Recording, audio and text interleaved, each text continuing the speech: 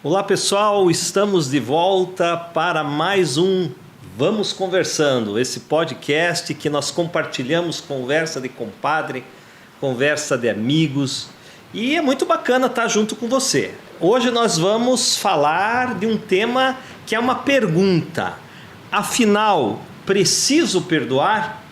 Um dos temas mais nebulosos é esse negócio de perdoar. Precisa ou não precisa? E eu já vou começar de cara aqui perguntando pro meu compadre Djalma. Afinal, Djalma, preciso ou precisamos perdoar? Veja, meu amigo Dali Grave, antes de a questão de preciso ou não, a questão é se eu consigo ou não perdoar. Porque perdoar da boca para fora é uma coisa, agora perdoar de coração mesmo é outra. E tem mais, né? Porque perdão de verdade é aquele que você dá para quem não merece. Como assim? Porque perdoar uma desculpa simples, uma falha simples, uma falta simples, tudo bem. O cara pisou no teu pé, opa, desculpa, tá, tudo bem, né? Tá em casa. Agora, o perdão de verdade exige esforço, porque é aquela falta que a pessoa... A princípio eu não tinha obrigação de perdoar. Sim, e além disso, a pessoa não merece o perdão porque ela sabe que errou. Foi maldosa. Foi maldosa, a intenção dela era ofender, a intenção dela era magoar mesmo, mas apesar disso, você perdoa. Como diz no direito, foi doloso. Exatamente, não é de onde corre de culpa, negligência, imperícia, foi com intenção deliberada. Foi intenção, a pessoa teve a intenção. Então, aliás, até é interessante isso que você falou, porque a culpa, né, quando a pessoa não tem a intenção, até é mais fácil de, puxa, foi mal, olha, até eu sei que pisei na bola, mas não era a minha intenção. Mas o complicado é quando não, você percebe que a pessoa teve a nítida e clara intenção de te magoar, mas apesar disso você perdoa. Então, será que todo mundo consegue perdoar? E aí, então, eu já faço também uma questão, trago uma questão para nós aqui. Perdoar é diferente de pedir desculpa, né? Até nessa esteira que você traz. Porque pedir desculpa parece que ele tem um grau mais leve, né? Desculpa aí. O perdoar, tanto que é mais difícil você falar essa frase, né? Me perdoe. Eu não sei, pelo menos para mim, tem um peso maior. Ela tem um peso maior. Porque quando você fala desculpa, a desculpa parece uma coisa meio corriqueira, uma infração leve. Mas a palavra me perdoa ou me perdoe, ela tem um peso, né? E aí me parece que... Porque, veja, perdoar, no inglês forgive, né? No perdoar, ele dá doar para alguém, né? Ele sempre dá uma noção de que é para alguma pessoa, né?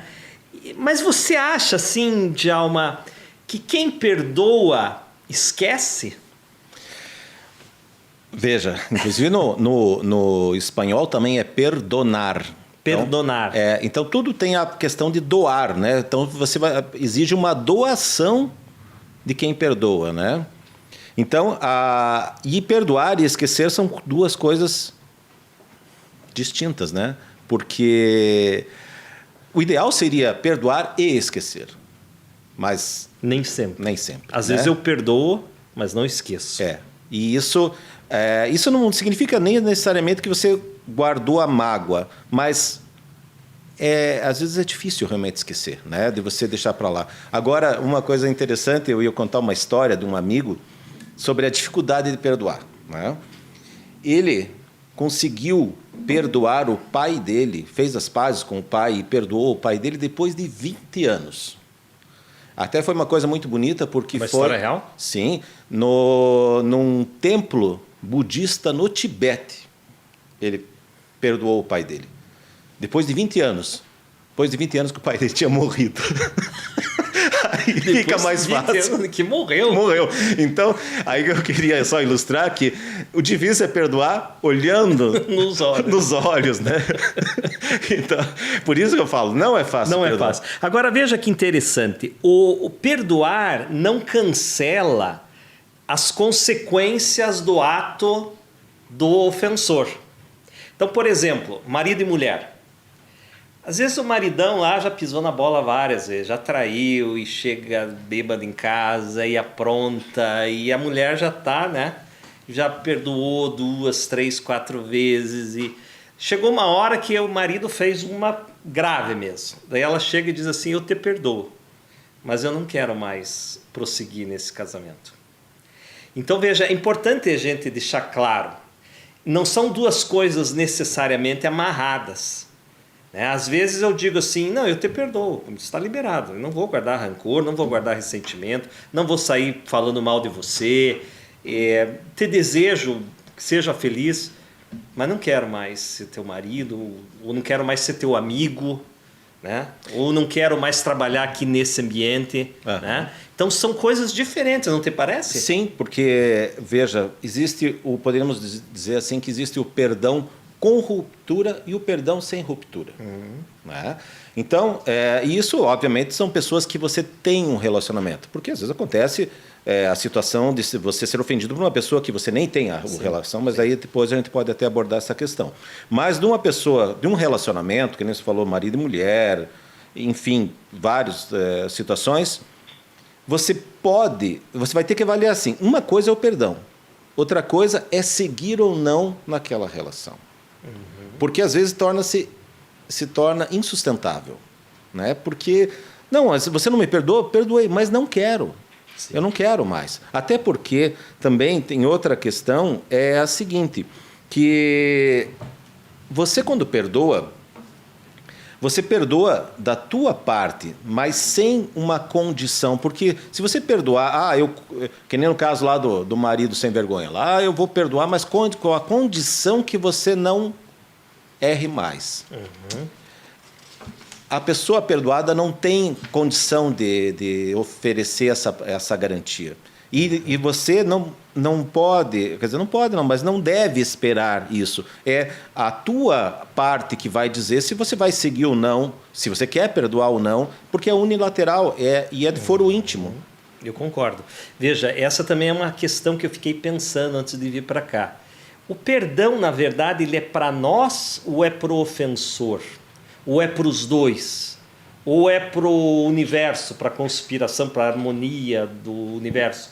Porque uma sociedade que é muito beligerante, todo mundo se odiando, é complicado. Então o perdão ele tem esse fundo ético, no sentido de que é bom que as pessoas se perdoem, as nações se perdoem.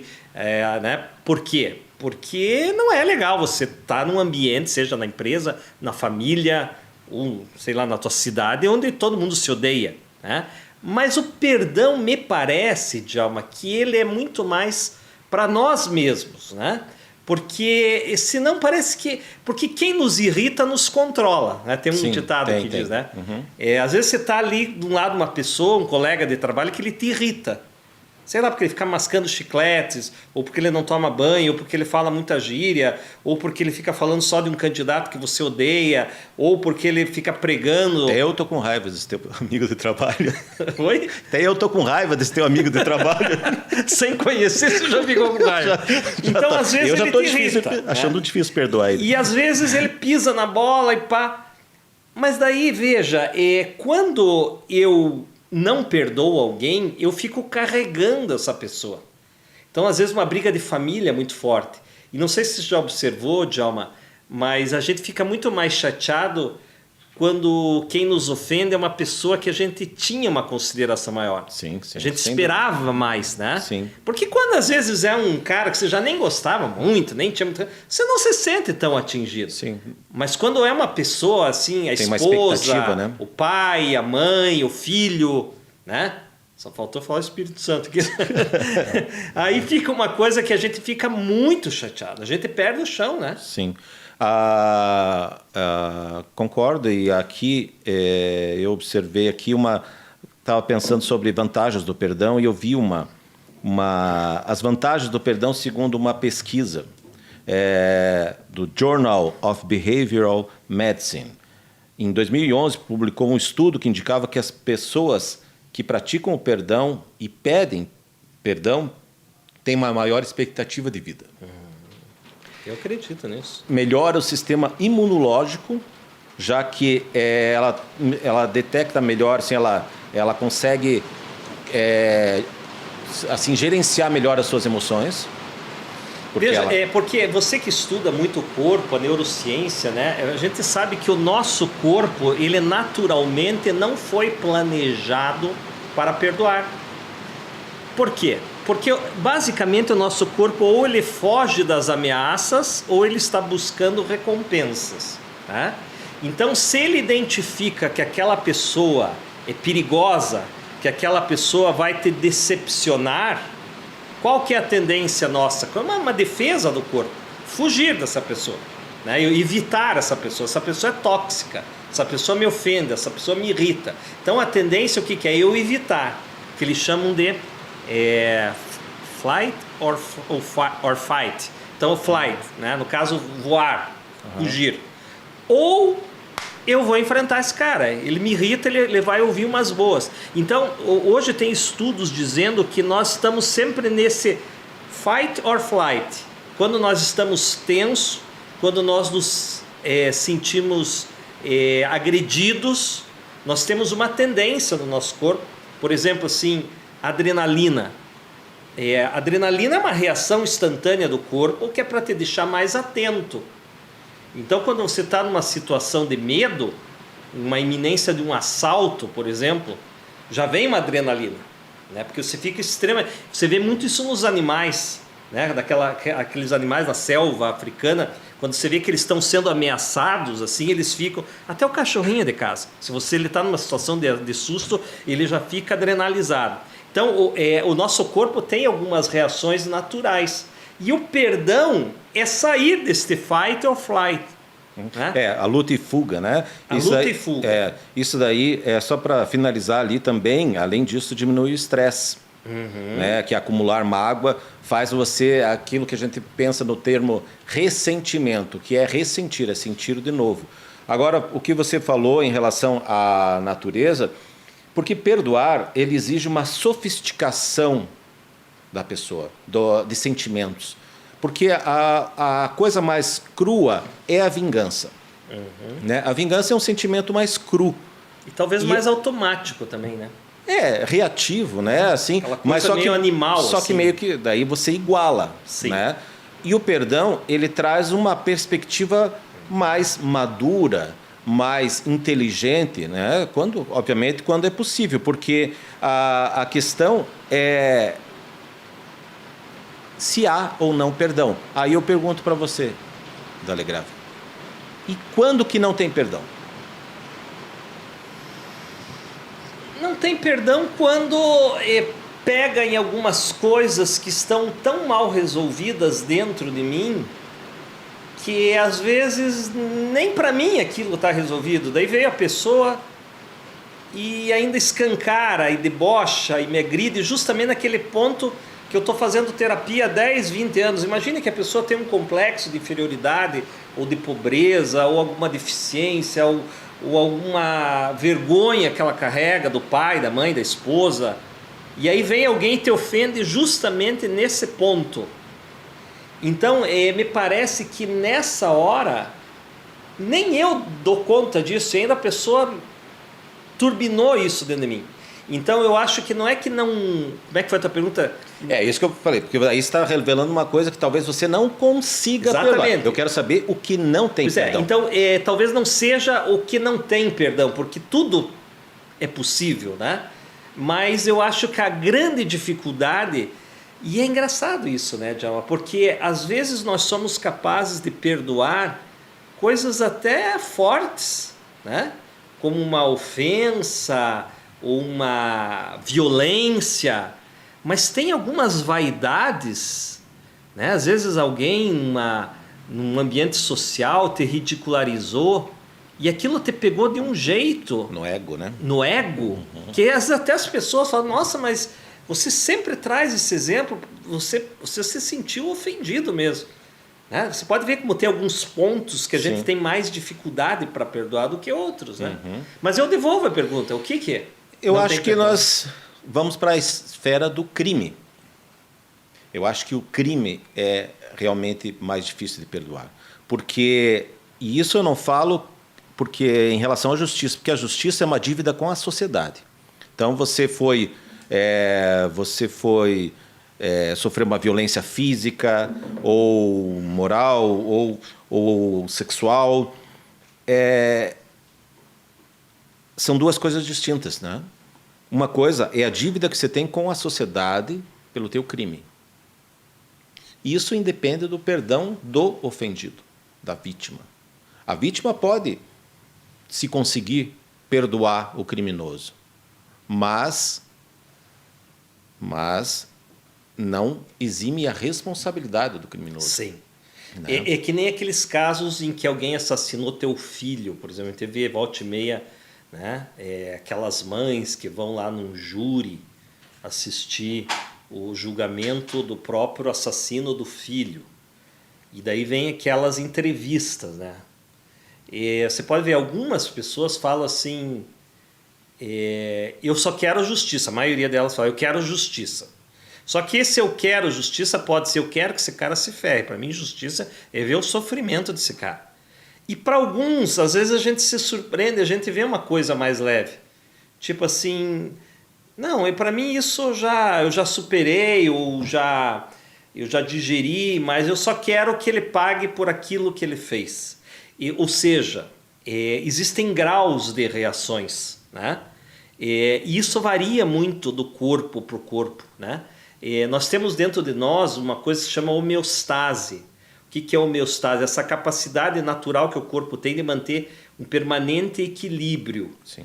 E aí o nosso corpo, quando ele libera adrenalina, quando ele libera cortisol, são reações sempre buscando um equilíbrio. Só que o equilíbrio às vezes por isso que às vezes tem hoje umas terapias que você fica batendo no box, né? Fica, você que tá com raiva, vem aqui, pega aqueles sacos de boxeador. Embora eu não acredite nisso. E a pessoa fica lá, tipo, pondo para fora todas as, né? Porque às vezes as pessoas precisam, para atingir o seu equilíbrio, elas precisam ter esse gosto de se vingar. Né? Agora, você falou uma coisa muito interessante, Djalma, quando você fala assim que perdoar é um ato assim que sai do normal. O normal tipo, não fale sobre isso, é você reagir. Agora, você pensar assim, não, eu vou conversar com meu cunhado, porque eu soube que o que ele fez foi muito grave e eu não consegui perdoar. Todo ano tem esse Natal em família e eu não consigo olhar para a cara dele, ele não consegue, está horrível isso aqui. E a pessoa então ela se encoraja para dizer, vamos conversar aqui, vamos lavar a roupa suja. É um ato nobre, é um ato maduro, é um ato que requer uma certa espiritualidade. E aqui quando eu falo espiritualidade não é religião, não é dogma, mas é algo espiritual que te leve a dizer, vamos conversar sobre isso. Porque a maioria fica 20, 30 anos, não quero falar sobre isso. Só que aquilo fica dentro dela. Eu queria até pontuar que você falou ali, quando a pessoa, por exemplo, é vítima ou de alguém na família de um crime, né, e questão de perdoar esse criminoso, deve ser uma coisa muito horrível, porque também é horrível manter esse sentimento, essa dor, né, e esse ódio que você sente, porque é uma coisa que gera ódio mesmo, né? Você ter um filho assassinado, né? Você tem ódio por aquela pessoa, você quer matar aquela pessoa, né? Você não há outro sentimento que não o ódio. Aí a questão, até que ponto é saudável, né, você manter esse sentimento? Porque eu não estou aliviando, porque eu acho que nem o homicídio doloso, para mim, devia ser tratado com muito mais rigor pela justiça, porque quebra o pacto social mais caro que tem, que é o direito à vida. Mas você manter esse sentimento, né, esse ódio, porque não vai resolver a situação. Teu filho não vai voltar à vida e você vai viver eternamente com esse ódio. Então, talvez liberar esse sentimento, né?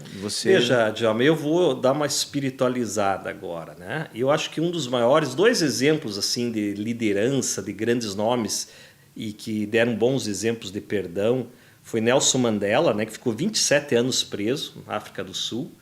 E imagine 27 anos preso de forma injusta, né? Ele era um advogado, ativista, e simplesmente foi preso porque ele estava reivindicando uma igualdade de tratamento. Ele não ficou 27 anos preso porque ele matou alguém. Não, porque ele era um ativista, né? E era uma minoria negra. E aí quando ele sai da cadeia, né, e isso, ele é eleito em 1994, ele é eleito presidente da África do Sul, aí ele perdoa todos os brancos e coloca na guarda dele pessoas brancas, alguns assessores. Ele tinha tudo para dizer, agora vocês estão na minha mão. E o outro exemplo é de Jesus Cristo, né? Jesus Cristo estava sendo crucificado de forma injusta, e naquele momento de paixão, né, de angústia, ele tinha esse poder, né? E ele abre mão desse poder, e ele olhando aquelas pessoas que estavam ali à sua volta, cuspindo, chicoteando, né? A maioria estava contra ele naquele momento, com exceção ali dos seguidores dele ali que choravam a morte de Jesus, mas a maioria estava com ódio, aquela coisa de linchamento público. Ele vai dizer assim, Pai, perdoa-lhes porque eles não sabem o que fazem. Quer dizer, é um amor assim que transcende, né, Djalma? Porque num momento de extrema injustiça, agressividade, e eu ainda defender essas pessoas, dizer, Pai, perdoa, eles não sabem o que fazem, né? Então, esses dias nós estávamos conversando na mentoria, você falou uma coisa muito bonita para mim, do amor, né?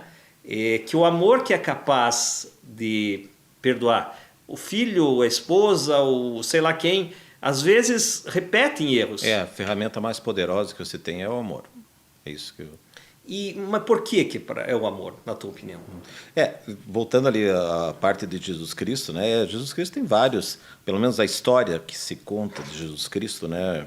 Eu não sei realmente até que ponto tudo que está na Bíblia é verdade, mas a história em si é um exemplo atrás do outro, né? De perdão, né? São vários exemplos, né? Então, por exemplo, você falou na crucificação, né? Você falou até uma crucificação injusta, fiquei pensando qual que seria justa. Né, que você falou que Jesus foi injustamente crucificado, né? Eu fico pensando se alguém seria justo ser crucificado. É que naquela época a pena de crucificação era para crimes hediondos, né? Sim, mas não, acho que em tempo algum existe justiça com crucificação, né? Você está dizendo que tipo nada justifica você ser crucificado? Sim, crucificar, né? No sentido, né? Que aquela época era uma época mais... Mas não dá para dizer que aquela época era justo. Não era justo, né? Mas aí, voltando, a história do bom ladrão, né? Bom ladrão e do mau ladrão. Porque o mau ladrão, lá, ele escarneou. Ele falou, se tu é o filho de Deus, faz milagre, porque não salvou a tantos, não vai salvar a ti próprio, né? Aí o outro falou, né? O outro falou, bom ladrão diz... falou, não, zombe, né? Esse homem nada fez de errado. Nós fizemos, nós merecemos. Ele não, né? E daí Jesus fala, perdoa ele. Mas veja que interessante nessa passagem, Djalma. Jesus então está crucificado, só para relembrar, de um lado um bandido, do lado outro. Ali sacaneando, você não é o rei dos judeus? Isso é então, humano, né? Tira de nós aqui, já faz dá uma... sim, né? Vamos lá. E o outro diz, poxa, bicho, esse cara não fez nada de errado, você está zombando dele. E aí reconhece, né? Esse cara não fez nada de errado, ou seja, reconhece que mesmo ele na cruz ensanguentado, condenado, ele era o Filho de Deus. Aí veja que interessante a reação de Jesus. Porque para aquele que zombou, o que ele falou? Nada. Ele não entrou na... Ele nem respondeu. Nem respondeu. E estava ali naquele que falou, esse homem não faz... Senhor, lembra de mim quando estiver no paraíso? Ele responde, ainda hoje estarás comigo no paraíso. Então veja como é um exemplo bacana para você não entrar no joguinho da agressividade, né? Deixa o cara falar. Né? Mas isso é Jesus Cristo. Né? Não é tão fácil. Agora veja, eu queria filosofar aqui. Mas eu quero ainda falar de Jesus mais uma coisa. Então fale de Jesus. Jesus tem uma coisa muito interessante. O ateu que mais fala de Jesus é o Djalma. Não é assim. Eu acho que o Jesus é assim como tantos outros filósofos que marcaram a humanidade. Eu acho que não devemos nem, para mim, eu não coloco ele nem acima nem abaixo, mas tem muita gente que não gosta de citar Jesus porque como se fosse uma coisa de religião e não, vou citar Sócrates, vou citar, né, Aristóteles, agora Jesus não, é como se fosse uma coisa menor citar Jesus. Eu acho que não. Eu acho que Jesus é um grande paradigma. Eu ia falar o seguinte, eu não entendo muito de teologia, né? Mas parece uma coisa curiosa, que a evolução da religião antes de Jesus não havia a figura do perdão. Havia uma vingança implacável de Deus. Jesus vem, ainda que, né, como eu disse, dentro do raciocínio cristão, ele vem e inaugura uma nova fase, a fase do perdão. Da graça, né? do amor. Porque até então não, não sei se o talhão é antes ou não, depois de Cristo, antes né? de Cristo. Olho por olho, dente por dente. Exatamente. Né? E Jesus vem e inaugura uma nova fase. Então, Jesus, ele traz essa possibilidade do perdão para aquele pecado ou aquela falta que não tem perdão. O Velho Testamento é a era da lei. É até engraçado que quando minha filha era pequenininha, Pietra, eu ia contar história para ela antes de dormir, mas vamos combinar que essas histórias do Antigo Testamento são pesadas, né? Sangue e vingança. E daí, poxa, antes de dormir eu ia contar a história para minha filha, acho que ela ficava mais assustada do que qualquer outra coisa. Porque o Velho Testamento é antes de Cristo, é a época da lei.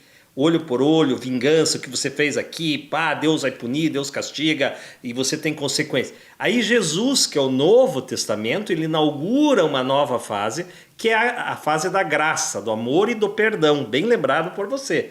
Então o paradigma nosso é outro. Né? E veja que interessante a diferença entre a ética de Kant, né, que é a mais famosa, Immanuel Kant, que ele diz assim, que o teu agir seja uma máxima como se fosse uma lei universal. Ou seja, não faça para os outros o que você não gostaria que fizesse para você. Essa é a ética de Kant.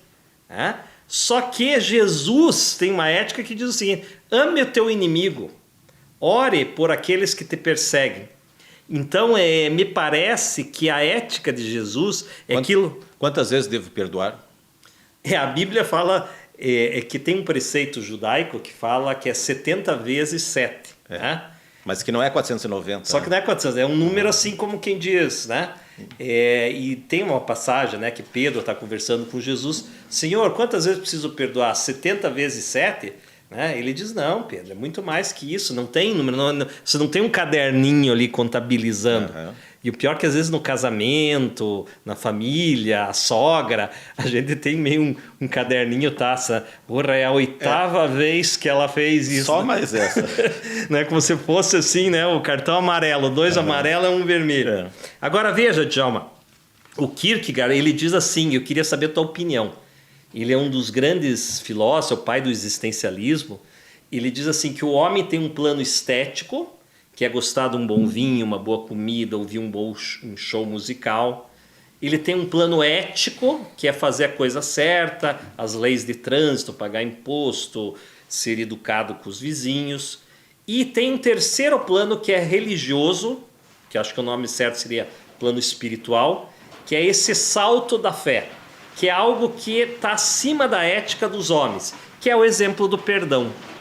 O que te parece isso? Você acha que o homem ele tem esses 3 planos ou o terceiro nem sempre? E o religioso muito menos, porque às vezes a pessoa tem religião, mas não tem perdão, né? Veja, não, é que você pode colocar nomes a esse sentimento que nos faz, assim, nos afasta dos animais que agem por instinto, né? Então, esse sentimento humano, que às vezes é tão difícil de encontrar e o homem, às vezes, acaba sendo muito desumano, né? Ele não consegue exercer essa humanidade no sentido mais bonito da palavra, né? Mas é possível, toda pessoa tem isso dentro dela. E a questão aqui da religiosidade, ela talvez aí nessa coisa do perdão do Jesus, assim, eu estava pensando sobre uma outra questão, já vou fazer um link daí sobre a questão da religião, mas perdoar-se a si próprio, né? Você perdoar a si mesmo, né? É possível? Eu acho assim, sabe, Djalma, tem esse tema guarda-chuva, perdão, ele tem o que é mais difícil? Você perdoar alguém ou você pedir perdão? O que é mais difícil? Você perdoar alguém ou você se perdoar? É engraçado, né? Porque o perdão ele tem essa dimensão. Às vezes tem gente que tem facilidade e quando vem alguém arrependido, diz, não, eu te perdoo. Mas às vezes é tão orgulhoso que quando ele ofende, ele não faz esse caminho, ele não veste a sandália da humildade para dizer, sabe? Então, porque às vezes ele, não, quando eu estou numa situação de cima para baixo, não, eu te perdoo. Porque o ego, né? É o ego. Porque às vezes o ato até de perdoar, ele pode esconder um ego inflado, né? Porque daí, você está pedindo perdão, eu sou melhor que você. Eu decido, eu tenho a última palavra. Isso. Né? Agora, você ir lá e dizer assim, me perdoe. Aí que entra, talvez, ali a questão exatamente, mas como você falou, depende da pessoa. Tem pessoa que é meio sem vergonha. Pede perdão porque, eu peço perdão e está tudo bem. Né? E tem gente que não pede perdão nunca. Tem gente que perdoa sempre, tem gente que não perdoa nunca. Então, você falou bem, são vias... Agora veja que interessante, a oração do Pai Nosso. A única oração que Jesus nos ensinou é a oração do Pai Nosso. Uhum. E tem uma parte da oração do Pai Nosso que ele diz assim, perdoa os nossos pecados, Pai, perdoa os nossos pecados, assim como nós perdoamos a quem nos tem ofendido. Uhum. Né? Então, o que ele está dizendo? Que é uma relação triangular. Pai, perdoa os meus pecados, eu e Deus, assim como nós perdoamos quem nos tem ofendido. Ou seja, o perdão ele não é só bilateral. Ou seja, não é assim, eu só perdoo se você realmente estiver arrependido, ou só perdoo se você merecer, que aquilo que você falou, sim. O perdão é justamente quando não merece o perdão. Sim. Aquilo é a primeira observação que você fez. Sim. Ou uma promessa de que não vai mais... Ou uma promessa que eu vou te perdoar, você vai continuar. Não é isso. O perdão é o seguinte, eu acredito numa lei do amor, ou numa lei de harmonia, é o nome, que nesse rótulo que você dá. Por isso que a gente fala de perdoar, né? De doar. Lembra que você começou de forgive? Então é um gesto de doação. Não é de você receber. Você está doando. É a mesma coisa quando você doa alguma coisa. Você não doa alguma coisa querendo algo em troca, se é uma doação de coração. É a mesma coisa do coração. O perdão é uma doação que você dá por amor. E é uma atitude que quando você consegue ser mais inteligente do que orgulhoso, você perdoa. Porque o perdão ele te libera, ele te deixa mais leve. Sim. Se imagine duas pessoas que não conseguiam nem se olhar, né? Daí de repente vão lá e lavam a roupa suja, choram, se abraçam, se perdoam, sei lá. Depois voltam a ser amigos ou a conviver. É uma coisa leve, né? Então, só que o orgulho, eu acho que respondendo aquela outra pergunta, o que nos impede muitas vezes de ir lá é o orgulho de dizer eu não vou me rebaixar, aquela ignorância que nos ensinam, homem que é homem, não se rasteja, agora é ele que paga as consequências, eu não vou. Eu gosto daquele autor alemão, Eckhart Tolle, ele fala exatamente sempre da voz da cabeça, né? Que é o ego. Ele fala que você tem uma voz que sempre diz assim, olha ali, você não seja bobo de fazer isso, olha o que ele fez, você está perdoando, olha, você é um otário, né? Então é a voz da cabeça, é uma voz que alimenta o ego. Então, muitas vezes é uma questão de ego. E é uma questão também de inteligência emocional você conseguir perdoar. Sim. Claro que ninguém está falando aqui, hipócrita, que é fácil perdoar, mas é para você também, né? Você conseguir você perdoar. Agora, o que eu tinha falado sobre perdoar a si mesmo, né? Existe um discurso fácil também de, não, você tem que se perdoar, você tem que... Só que não é tão simples assim. Não é tão simples assim, porque... Veja que aí entra um aspecto de... Por incrível que pareça, eu vou falar sobre religião aqui. Vou falar o aspecto salutar da religião. Porque... É que esse tema não tem como não espiritualizar, né? Ele tem um aspecto emocional, neurocientífico, social... Mas esse tema ele tem uma carga espiritual. É que essa palavra espiritual, ela lembra espírito... Mas eu já estou evitando falar em religião, né? Mas não, eu sei. Já mas espiritual, porque é uma coisa que... Mas agora eu estou falando de religião. Agora você está falando de religião. De religião mesmo. Porque, veja, Qual que é O ateu e o cristão aqui às vezes não se entendem, mas vai se entende, né, John? Sim, conversando, né? Por isso que nós vamos conversando há mais de 30 anos.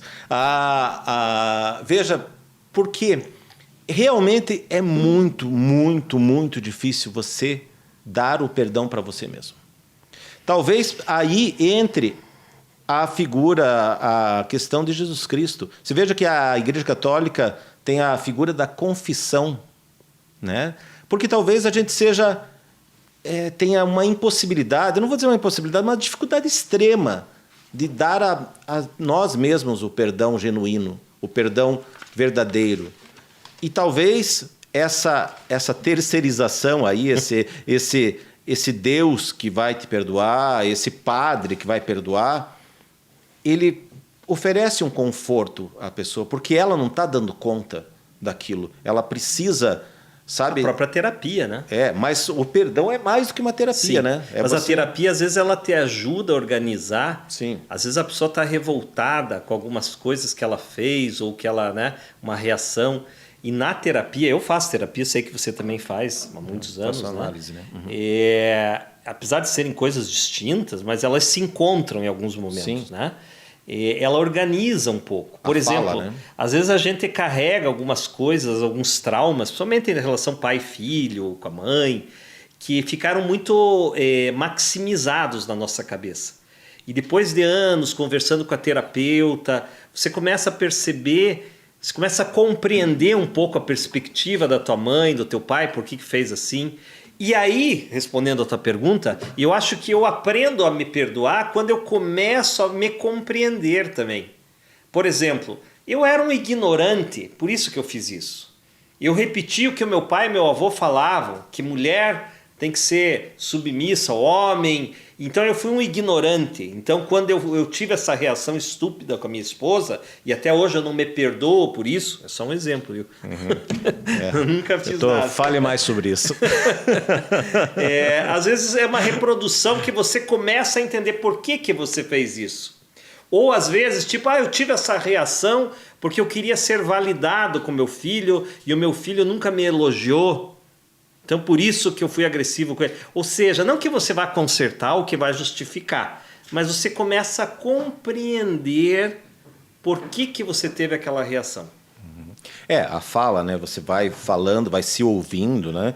Mas é uma questão complicada, né? Porque não é fácil você... Porque o sentimento de culpa, ele corrói a pessoa, ele dilacera a alma da pessoa, né? Ele vai corroendo. Então, às vezes, a pessoa, como eu falei, não dá conta disso. Ela precisa, não só... tem pessoas que vão precisar de um perdão mais veemente, porque o terapeuta não vai dar perdão. Aí... Você acha que o perdão é uma cura?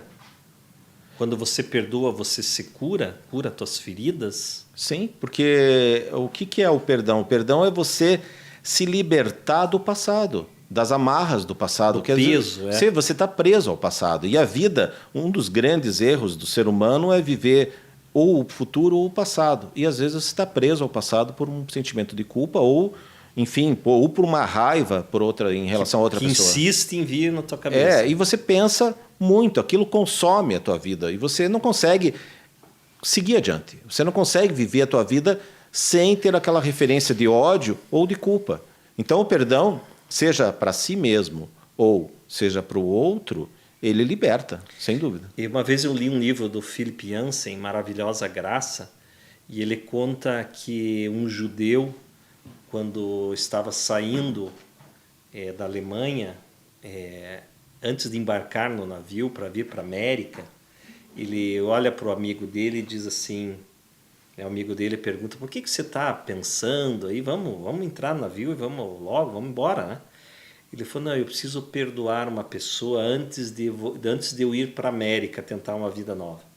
Mas perdoar quem? Adolf Hitler. Uhum. Mas você está louco, rapaz? Perdoar Hitler? Hitler é um sanguinário, um genocida. Ele falou, mas se eu não perdoar Hitler, eu vou levá-lo comigo para a América. Então é interessante, né? Enquanto você não libera aquele perdão, parece que você fica carregando aquele sentimento. E isso gera estresse, cortisol, envelhecimento. Então é nesse sentido que vem as doenças psicossomáticas, né? Que você também estuda tanto, né? Que é justamente essa absorção. Nós somos uma esponja, né? Sim. Você vai absorvendo, quando você vê, está doente, é adoecido. E esse exemplo é um exemplo complicadíssimo, né? De um genocida. Você veja que entra uma questão que sempre se fala, né, do perdão, do arrependimento, da pessoa ser perdoada e ter o paraíso, né, se ela se perdoar. Então, Hitler, pela religião, ele, no momento de morte, se tivesse um padre um pastor, e ele se arrependesse e aceitasse Jesus, ele teria o paraíso? É que a Bíblia diz assim que todos somos pecadores, não existe nenhum santo. Sim. Então a gente tem essa mania, né, de achar que a gente é bem mais santo do que o outro, mas na verdade depende muito. Tem gente que disfarça bem, né, que aparentemente tem uma vida social. A Hannah Arendt fala da banalidade do mal, né, que é aquelas pessoas na época do nazismo mesmo. Às vezes era operador do trem que levava as pessoas para o campo de concentração. Não, estou cumprindo a ordem aqui, que a banalidade é no mal. Quer dizer, poxa, mas estava levando no trem o pessoal para o campo de concentração. Não, mas era uma ordem que eu recebi, mas você não percebia que estava levando famílias, né? E daí ela fez uma pesquisa para chegar à conclusão que não era só aquela maldade diabólica carregada, era a banalidade do mal. Sim. Era a pessoa que executava ordens. Ela meio sabia, mas ela era capaz de ir na missa domingo, era capaz de ir, né, e mesmo fazendo tudo isso, né? Então a gente tem que perceber assim que todo mundo, né, tanto que uma vez, né, Jesus diante da mulher adúltera, todo mundo querendo apedrejar aquela mulher que foi pega em flagrante adultério, e naquela época era a pena do apedrejamento, e daí chegam diante de Jesus e dizem, poxa, vamos ver o que o mestre fala agora, né? Daí tem aquela passagem. Que mas você sabe que isso foi uma cilada, na verdade, né? Uma cilada. Sim. E daí o que ele diz? Sim, não, tem todo mundo com a pedra na mão. Que ele tinha duas saídas. Assim, digamos assim, um homem médio teria duas saídas. Uma que era negar a lei eu não sei de quem que era, de Moisés, dizer assim, não, essa lei está errada. Ele ia se indispor. A outra seria ele apedrejar. Daí ia falar, Jesus amoroso aí, ó, apedrejou a mulher. Na hora do vamos ver, fez igual aos outros. Aí Jesus, um homem gênio que era, né? Ele fala, aquele que nunca pecou, que atire a primeira pedra. Ou seja, ele não negou a lei, ele conseguiu. Não entrou no mérito da lei, mas ele diz: ninguém tem autoridade para julgar os outros, né? Hoje tem muito religioso que tem essa mania de achar porque vai na igreja ou porque lê a Bíblia, acha que é mais santo e daí parece que tem o direito de julgar os outros, né? Que é uma chatice isso, né? Eu acho que você reconhece a pessoa, a santidade, a benevolência, a ética, pelos gestos da pessoa, né? E não por palavras e papagaiado. Então ali Jesus também queria ensinar. Vocês estão tudo com a pedra na mão aí, mas quem tem moral aqui para ficar julgando o outro? Cada um cuida do seu. Por isso que eu acho que, voltando ali à questão do Hitler, eu acho que na questão de Deus, eu acho que a gente não pode se colocar se avocar no direito de falar assim, acho que Deus acha isso, ou Deus faria isso, ou Deus ia perdoar ou não ia perdoar. Eu acho que a ideia de Deus, ela transcende a humanidade. E eu acho que não tem perdão. Por exemplo, um caso que nem Hitler. Eu falei por isso que eu acho que tem coisas que não tem perdão. Mas talvez para Deus exista perdão. Então isso está além da compreensão do nosso humana alcance e da capacidade humana, né? Porque às vezes, como eu falei, a pessoa pode fazer um perdão por ego, porque vai dar ibope, né? Você, o cara perdoou, não sei o quê. Até que ponto está um ego por trás disso, né? Porque uma pessoa pode ser inteligente, né? No sentido de falar... que nem quando acontece aqueles casos de abuso, que daí a imagem da TV flagra e daí repercute no jornal, um assédio, uma fúria racial, xenófoba. Daí vem a pessoa, depois que caiu, todo mundo viu, né? Bateu no motoboy, bateu no porteiro, daí o que ela vem e diz assim, não, eu quero aqui me retratar e pedir perdão. Quer dizer, mas é muito mais, que nem você falou, para se proteger de um linchamento Sim, sim. do que propriamente disso. E também a pessoa que concede o perdão também tem as luzes da aprovação, da validação. Nossa, veja aquela pessoa, ela foi capaz de perdoar. Então, sim, às vezes tem o ego. Sim. Mas, citando aí, já que nós estamos citando tanto Jesus, né, e Deus, diz que Deus sonda os corações dos homens, né? Então, às vezes você está perdoando pelo ego. Mas Deus sabe. Se Deus existe, ele sabe. Agora eu quero trazer uma questão aqui, nós já estamos caminhando aí para a última final, parte, né? Você falou inteligência emocional, né? E o grande pai da inteligência emocional é Daniel Goleman, né? Professor de Harvard. E ele diz que a inteligência emocional é justamente para lidar com a gente mesmo, para a gente buscar um equilíbrio. E esse equilíbrio vai ser saudável para nós. Ele diz que o temperamento nosso não é só uma loteria genética para dizer, você nasceu nervoso, então você vai ser um perdedor. Você nasceu tranquilão, Ele diz que é maleável, né? Ele fala que os circuitos cerebrais, eles são exercitáveis. Sim. Né? Então é possível você, aos poucos, ter hábitos melhores do que o outro. Mas existem outras inteligências, né? Existe a inteligência racional, lógica, né? Que é o QI, que começou lá em 1900. E existe a inteligência social e espiritual, que eu queria falar dessas duas. Mas antes disso eu quero saber o que você entende por inteligência emocional. Você falou ali há pouco, o perdão também tem a ver com a nossa inteligência emocional. Queria que você... Tipo banca, assim. Queria que você discorresse um pouco sobre isso. Não, a inteligência emocional é um conceito relativamente novo, como você citou, né? Porque se dava muito valor à inteligência racional, né? A inteligência do QI, né? A capacidade de raciocinar, multiplicar e tal. E tanto que começaram a perceber que havia pessoas que eram gênios de xadrez, gênios de matemática, que tinham uma vida pessoal completamente triste, completamente perdida, porque não tinham capacidade de manejar seus sentimentos e eram muito tímidos e tal. Então começou a haver esse QE, né, coeficiente de inteligência emocional, né, e não só o QI. Então a inteligência emocional é como você reage diante dos estímulos do mundo. Porque as coisas boas e as coisas ruins vão acontecer com todos. É que nem jogador de futebol, né? Você vê bem o craque que é estável emocionalmente e aquele craque que é bem frágil emocionalmente. Então, como você vai reagir às pauladas da vida é como que vai ser daí, como você vai administrar. E tem pessoas que têm mais dificuldade e tem pessoas que têm menos dificuldades. Mas, como você disse, o cérebro ele pode ser moldado por hábitos, por meditação, por terapia. Então tem vários recursos, porque a pior coisa é falar assim, eu sou assim mesmo, não vou mudar. Né? A síndrome lá nasce torto. Síndrome de Gabriela Cravo Canela. Eu nasci assim, né?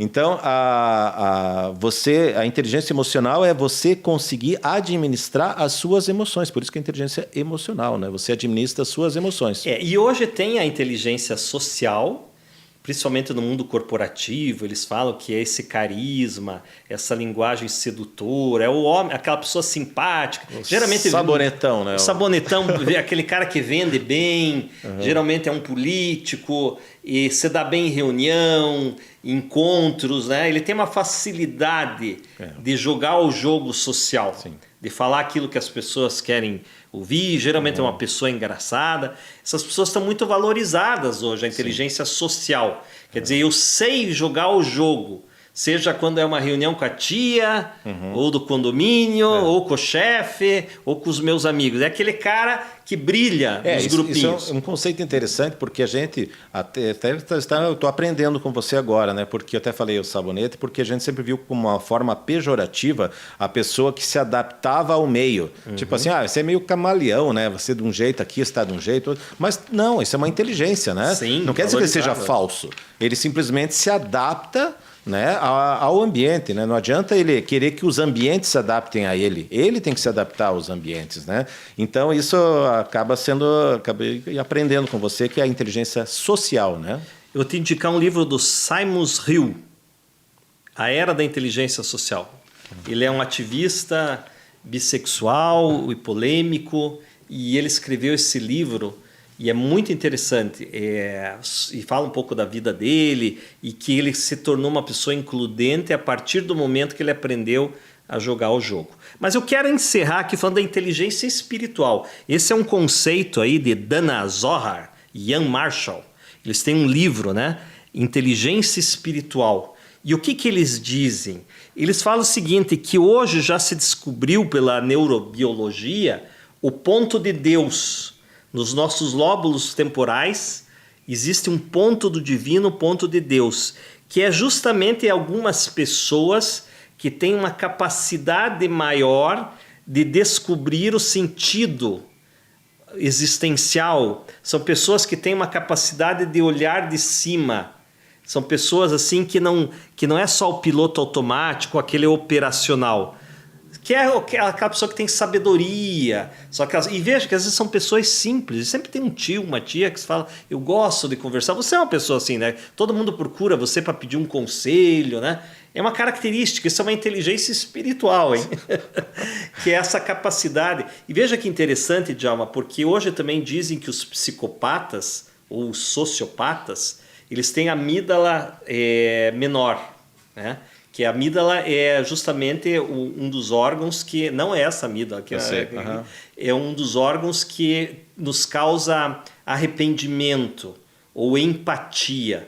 Uhum. E hoje há estudos... Claro, isso não é pacífico, né? Mas há estudos de que essas pessoas têm uma amígdala menor, ou seja, uma capacidade de empática bem menor. E também existe esse ponto divino. Hoje tem experiências dizendo que tem pessoas que têm essa capacidade, que geralmente são os religiosos, não os picaretas, os verdadeiros religiosos, os líderes espirituais, os conselheiros.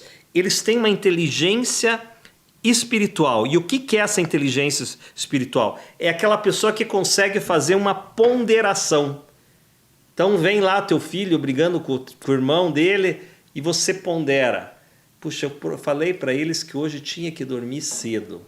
Poxa, será que eu vou ter que manter aqui a minha ordem? Ou hoje é sábado, eles estão alegres, eu vou flexibilizar isso em nome de uma boa convivência entre eles. Ou seja, a inteligência espiritual é essa capacidade de você pegar uma situação real e dizer, mas qual que é o sentido de tudo isso? Você esgotou o assunto. Ainda mais que estão encaminhando para o final, né? Não, na verdade, você falou bastante coisa aí, bastante coisa interessante, que nem o sociopata, o psicopata. Realmente, eu acho que isso daí não é uma coisa que a pessoa é assim porque quer. Porque tem limitações, assim como a pessoa mais empática também não é assim só porque ela quer. Eu acho que existe mais... Fica um pouco assim, meio assim com esse termo, né? Ao ponto de Deus. Por que tem que ser o ponto de Deus? Não, é o nome que eles deram, mas né? por que? Não estou criticando você, estou criticando quem colocou o nome. Né? Por que tem que ter essa referência divina? Não sei por quê. Agora, e pessoas... Eu acho que é uma das características humanas que nós vamos esmiuçando, que sempre houve pessoas que têm esse aspecto mais espiritualizado? Não, mais magnânimo. Vamos usar outros termos, vamos sair dos termos de espiritualidade, Deus, não vamos simplificar tanto. Eu acho que a gente tem que mais transcendental? Não sei, eu acho que é humano mesmo. Se você está no cérebro, é humano, é biológico. Né? Eu acho que não precisa... É que nem o conceito do sobrenatural. Eu sempre acho interessante esse conceito sobrenatural. Na verdade, para mim, o sobrenatural é o que ainda não se tornou natural. Lá, uma chuva, um trovão para os povos indígenas, lá, originários, lá, seja como for a denominação hoje, selvagens, lá, enfim, não sei como que é. Um trovão era Tupã que estava bravo. Hoje você sabe que é lá a questão da carga elétrica, da nuvem e tal, que dispara tal. Então, isso para eles era sobrenatural, para nós é natural. Hoje já é uma coisa compreensível. Muita coisa que a gente ainda tenha como sobrenatural, É por ignorância. é por ignorância. Talvez um dia se torne natural. Até mesmo Deus pode ser que um dia se torne natural. Meu compadre Djalma, nós estamos terminando. Eu vou falar aqui a minha última mensagem. Você está fazendo... Ih, está muito espiritualizado isso aí. A minha última mensagem, e queria ouvir a tua também. Veja, a crise, as pessoas falam muito de crise, né? Crise da pandemia, crise econômica, crise conjugal, a crise da meia-idade. Só que a palavra crise vem do grego crisis, que significa um momento decisivo. Então é do médico, vem da medicina esse conceito. Então quando a pessoa está lá internada, está na UTI, então ou ela vai morrer ou ela vai reagir ao antibiótico. Então esse é o momento de crise. É um momento decisivo, que ou dá um upgrade ou um downgrade, né?